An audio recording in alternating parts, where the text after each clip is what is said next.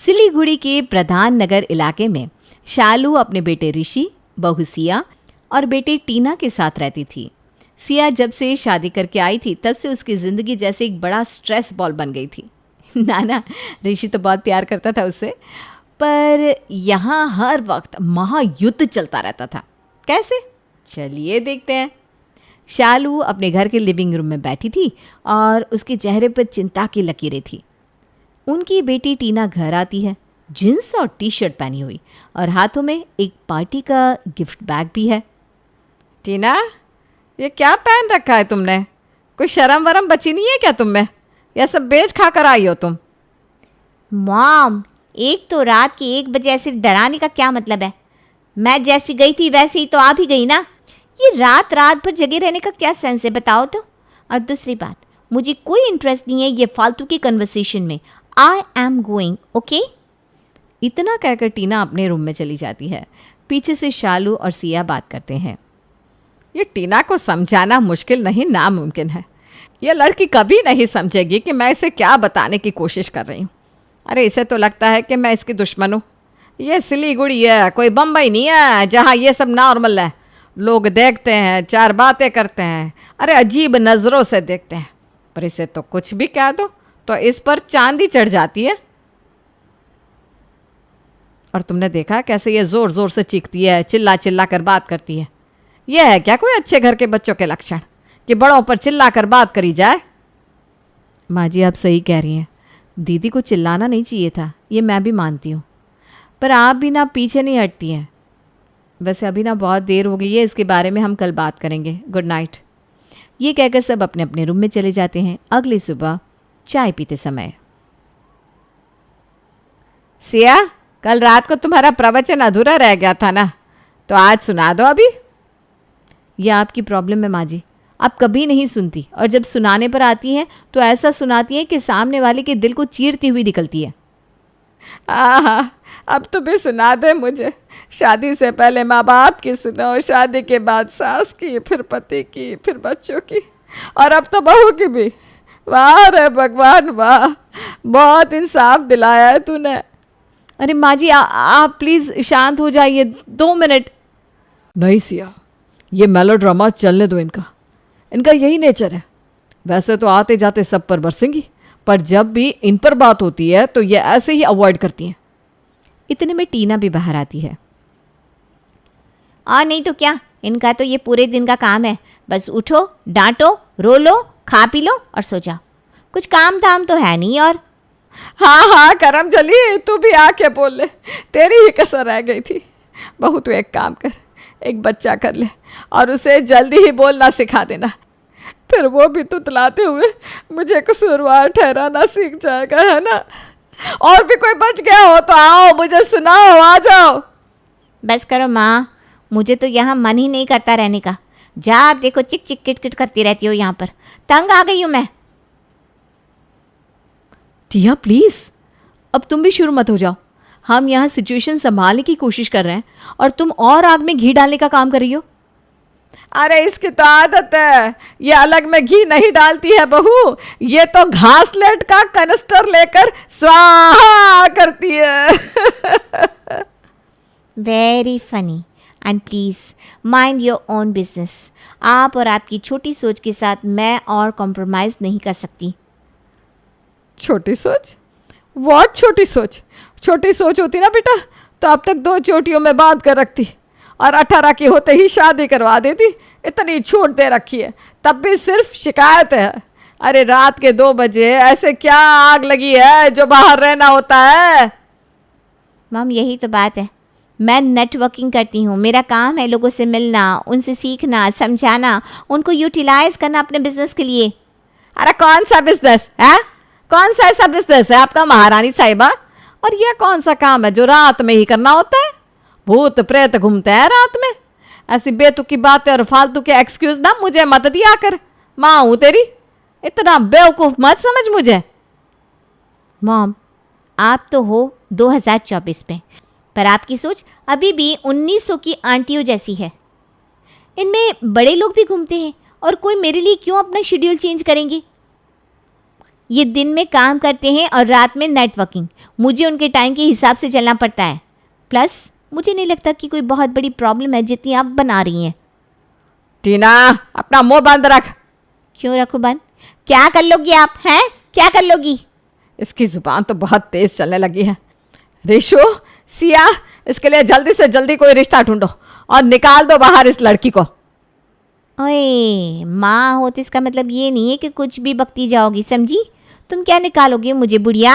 मैं खुद इस घर से निकल रही हूँ। हाँ। और ऐसा कलेश हो जाता है घर में मानो कोई तूफान आ गया हो। दोनों तरफ से माँ और बेटी एक दूसरे पर तीर फेंके जा रही थी। टीना अपने कमरे में जाकर आनन फानन में बैग में कपड़े डालती है और घर से निकल ही रही थी कि तब, हाँ हाँ, दफा हो जाए यहाँ से। तेरे जैसी औलाद से तो अच्छा है कि मैं एक बेटे की माँ ही बन के रहूं। अरे नहीं चाहिए मुझे ऐसी औलाद जो माँ का खून गर्म करते और हर बात पे उसका तिरस्कार। Get lost from here. मुझे भी कोई शौक नहीं है या आप जैसी डायन औरत के साथ रहूं। अरे लोग तो सास को कोसते हैं, पर मुझे तो बढ़िया एक्सपीरियंस हो गया अपनी सगी माँ के साथ ही। मेरी सास जितनी भी घटिया होगी आपसे तो कम ही होगी, आई एम श्योर। हाँ हाँ, तो अब लाइसेंस मिल जाएगा ना यशी करने का। और क्या काम करेगी तू? हैं? एक कप चाय के अलावा तो तुझे कुछ आता नहीं। सड़क पे भीख मांगेगी या फिर नाचेगी? बस करिए आप दोनों प्लीज, मैं हाथ जोड़ती हूँ आपके। ये क्या चलता ही जा रहा है सुबह से? दोपहर के 2 बज रहे हैं, किसी ने कुछ खाया नहीं ना पिया है। ऋषि आज फिर काम पर नहीं गया है। अरे ऐसी क्या प्रॉब्लम है एक दूसरे से आपको कि बस बिल्लियों की तरह एक दूसरे के ऊपर पंजा मारती ही जा रही है, मारती ही जा रही। और टीना, तुम इस घर से नहीं जाओगी कहीं भी। तुम पागल हो, मैं नहीं। तुम्हें और माँ जी को किसी बात की सेंस ही नहीं है, पर मुझे तो देखना पड़ता है ना, समाज में हमारी इज्जत है और उस इज्जत को बनाए रखना पड़ता है। इसलिए तुम घर के ऊपर वाले फ्लोर पर शिफ्ट हो जाओ, ओके? टीना कुछ सोचती है फिर कहती है, ठीक है, पर मैं कोई काम नहीं करूंगी। लोल, वो तो तुम वैसे भी नहीं करती हो। Excuse me? एक्सक्यूज्ड? मुझे तुम्हारे और माँ के मुंह भी नहीं लगना। मैं बहुत ज़्यादा गुस्से में हूँ। मैं और सिया बाहर टहल कर आते हैं और आने के बाद मुझे तुम्हारा सारा सामान ऊपर वाले कमरे में दिखना चाहिए, समझी? हम तुम्हारे गुलाम नहीं है कि तुम्हारी खिदमत में सामान भी हम ही शिफ्ट करें। अच्छा अच्छा, ठीक है ठीक है। ये कहकर टीना ऊपर शिफ्ट होने की तैयारी करती है। सिया और ऋषि बाहर पार्क में जाते हैं। देखा तुमने ऋषि, कैसे बिहेव करते हैं दोनों। ये रोज़ का हाल है। न माँ जी टीना को समझने की कोशिश करते हैं और ना ही टीना चुप रहती है। एक बार चुप रह के देख ले, शायद मम्मी जी चुप हो जाए, पर नहीं। वो कहती है माँ के साथ कुछ भी करो, वो तो साक्षात नीम का पेड़ है। तुम तो ये सब अभी अभी देख रही हो सिया, मैं तो ये बचपन से देखता रहा हूँ। माँ हमेशा समाज, मर्यादा, अनुशासन में विश्वास रखती आई है। पापा के जाने के बाद भी तुमने देखा ना, विधवा का रूप पूरी तरह से धारण किया है। बस ऐसी है माँ, ज़िद्दी। जो बात उनके दिमाग में आ गई तो वो 100% उसे बोल के या करके ही रहेंगे, चाहे जो भी हो जाए।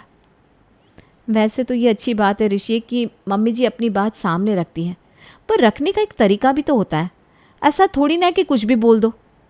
तुम ठीक कह रही हो, अब लाना ही पड़ेगा इन दोनों को लाइन पर। दोनों मिलकर कुछ प्लानिंग करते हैं। अगले दिन, मम्मी जी आज मेरी कुछ फ्रेंड्स आ रही हैं घर पर।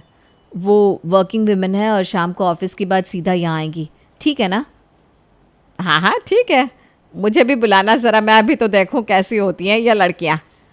सुबह अपने घर का काम छोड़कर बगल में पर्स टांग कर और हिल की टक टक करते हुए ऑफिस मटकते हुए जाती हैं। जी मम्मी जी, उसी के तो पैसे मिलते हैं उन्हें, है ना? वो रोज़ बस यही करती हैं, पर्स टांग कर मटक कर जाती हैं और फिर वैसे ही वापस आती हैं, और महीने के अंत में उन्हें सैलरी भी मिलती है। तो ना ज़्यादा ज़बान मत लड़ा, तेरी एक ननद काफ़ी है ऐसी बदतमीज़ी करने के लिए। फिर शाम को सिया की फ्रेंड्स उसके घर आती हैं। Jeans, top, formal skirts, pants में वो काफ़ी अच्छी और स्टाइलिश लग रही थी। आ गई तेरी सहेलियाँ, ज़रा देखे तो कैसी है ये। हाय राम, ये क्या पहना है इन लड़कियों ने? क्यों आंटी जी, क्या खराबी है इन कपड़ों में? अच्छे तो लग रहे हैं। अब ऑफिस जा रहे हैं तो यही सब तो पहनेंगे हम। हाँ आंटी जी, यही तो फॉर्मल वेयर पहनते हैं ऑफिस में, वरना क्या आपकी तरह साड़ी और सूट पहन के घूमे हम?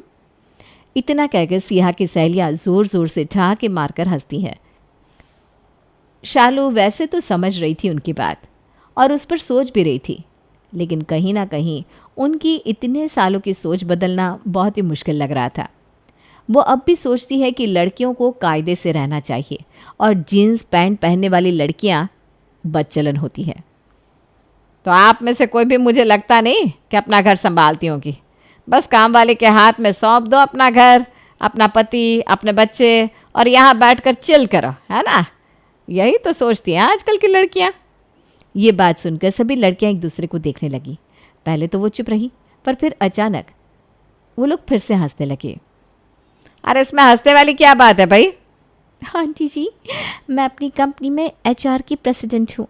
इसके लिए मैंने दिन रात मेहनत की है। कॉलेज के समय से मैंने शादी, बच्चे सब इसी ऑर्गेनाइजेशन में रहते हुए किए हैं और मैं गर्व से कह सकती हूँ कि मैं अपने काम में बहुत अच्छी हूँ। पर आपको पता है, मेरे घर पे अगर किसी के यहाँ फंक्शन हो या घर पे कोई बीमार हो तो सबसे पहले सब मुझे ही बोलते हैं उसे संभालने के लिए, क्योंकि मैं दोनों चीज़ें बहुत अच्छे से हैंडल कर सकती हूँ। रही बात मेरे कपड़ों की, तो शायद मेरे कपड़े आपके लिए ठीक ना हो, विच इज़ फाइन, पर ये मेरी पहचान है। और आंटी, मुझे अपनी सास की देखभाल के लिए जॉब छोड़नी पड़ी, पर मैं वर्क फ्रॉम होम करती हूँ।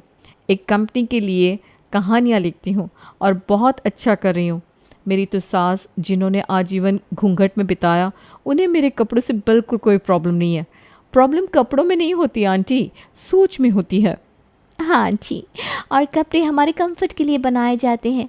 आपको शायद इतने साल साड़ी पहनकर अब उसमें कंफर्टेबल फील होता होगा, पर मुझे तो जीन्स या स्कर्ट में ज़्यादा कंफर्टेबल लगता है। किसी को सूट में कंफर्टेबल लगता है। अब ये तो हर इंसान की निजी पसंद होती है ना, इस पे हम कैसे रोक लगा सकते हैं?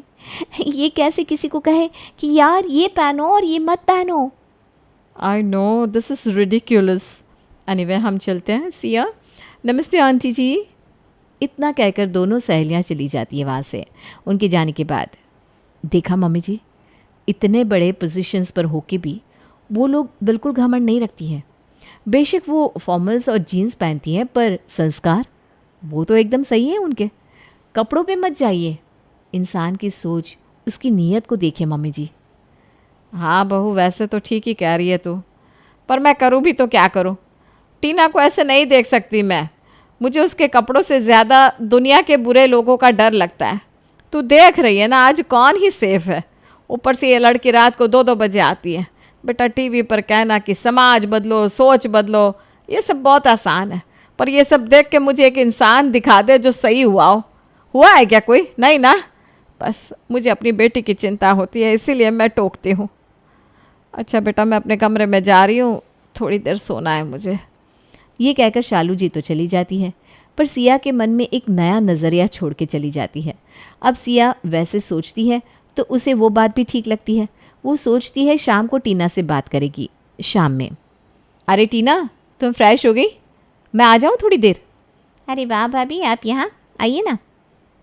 तो टीना, मुझे एक बात बताओ, तुम्हें मम्मी जैसे प्रॉब्लम क्या है? वो तो जो कहती है तुम्हारी भलाई के लिए ही कहती है ना। अच्छा, तो मम्मी ने आपको कहा ना? ये मैं जानती हूँ, ये इन्हीं के शब्द हैं। भाभी, केयर करना एक बात होती है, पर किसी पे बंदिश लगाना एक और। आप बताइए मुझे, क्या उन्हें सिर्फ मेरी केयर है? कभी कभी भाई भी तो लेट आते हैं ना, तो उसका काम है और मेरा काम बस टाइम पास। अगर मैं लेट आ रही हूँ तो आप पूछो ना कि बेटा क्या चल रहा है, दिखाओ, बताओ, समझाओ क्या कर रहे हो। ये समझ में आता है मुझे, पर बिना किसी बात पे किसी पर बरसना, ये कहाँ की सेंसिबल बात हुई भला? और एक बात, आप शायद कहेंगी कि वो लड़का है, पर अगर भैया लड़के हैं तो क्या वो सच में सेफ है? हाँ, कोई बदतमीज़ी नहीं कर सकता, पर क्या कोई कुछ भी नहीं कर सकता? उन्हें बिल्कुल कोई खतरा नहीं है। ये तो कोई बात नहीं हुई भाभी। और मैं किसी क्लब में क्या साड़ी पहन कर जाऊँ? जहाँ जो ड्रेस कोड है मैं वही तो फॉलो करती हूँ। इंसान को वक्त के साथ बदलना चाहिए, ना कि वक्त चले जा रहा है और हम बैठे 17वीं सदी में। और अगर कोई बात समझानी होती है ना, तो प्यार से भी समझाई जा सकती है। ये लाउड स्पीकर जितनी तेज़ आवाज़ करोगे तो लोग सही को भी नहीं एक्सेप्ट करेंगे। 1000 बार कहा है माँ से कि थोड़ा आराम से बात करो, लेकिन नहीं, उन्हें लगता है कि बुलंद आवाज़ से ही पता चलेगा कि घर का मुखिया कौन है। इसलिए भाभी मुझे वहाँ नीचे रहना ही नहीं था, मैं यहाँ ऊपर ही ठीक हूँ। पर टीना, रिश्ते ऐसे तोड़े नहीं जाते हैं और ऐसे ऊंची आवाज़ में बात नहीं की जाती। वो बड़ी है तुमसे और बाकी सब सपने होते हैं। और अपने अपने होते हैं, यही ना। बड़ी अच्छी फिल्म थी वो, पर देखा ना उसमें धर्मेंद्र कैसे सनी और बॉबी के साथ बात करता है प्यार से। तो बस प्यार दो, प्यार लो। ये कहकर टीना अपने बेड पर लेटकर मोबाइल चला रही होती है और अपनी दुनिया में खो जाती है। उधर सिया ऋषि से फिर बातें करती है और एक और प्लान बनाते हैं दोनों। अगली सुबह, मम्मी जी मैं आज अपनी फ्रेंड्स के साथ बाहर जा रही हूँ, आप बाकी सब देख लेना, ओके बाय। ये कहकर सिया जींस और एक क्रॉप टॉप पहनकर बाहर निकलने लगती है कि शालू कहती है, अरे ये क्या पहन रखा है बहू? बस करिए मम्मी जी, आप इतनी रोक टोक लगाना बंद करिए ना। मैं बड़ी हो गई हूँ और ये सब बर्दाश्त नहीं करूँगी। हाँ माँ, क्या हर समय पीछे पड़ी रहती हो सबके? कोई और काम नहीं है क्या आपको? तभी टीना वहाँ आती है।